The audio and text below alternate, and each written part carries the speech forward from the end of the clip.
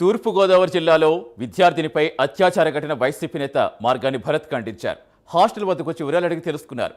Hostel నుంచి విద్యార్థిని ఎలా బయటికి పంపారని వార్డెన్ను భరత్ నిలదీశారు.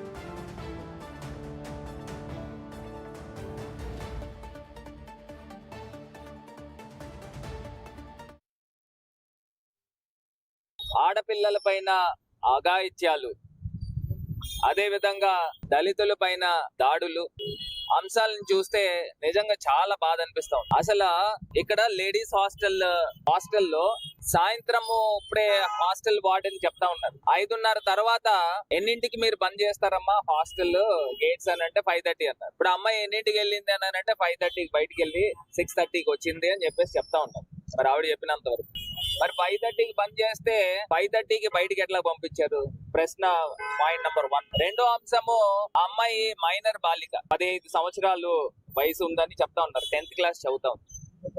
తీసుకుని వెళ్ళి ఒక లాడ్జ్ కి తీసుకుని వెళ్ళి ఇద్దరు యువకులు అమ్మాయిని రేప్ అటెంప్ట్ చేశారని చెప్తా ఉన్నారు.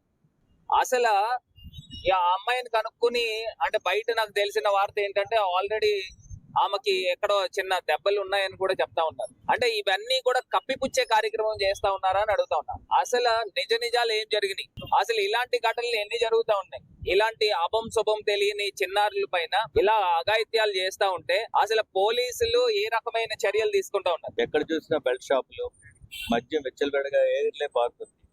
ఈ మద్యం మత్తులో ఈ కుర్రవాళ్ళు ఏం చేస్తున్నారో వాళ్ళకి తెలియట్లేదు.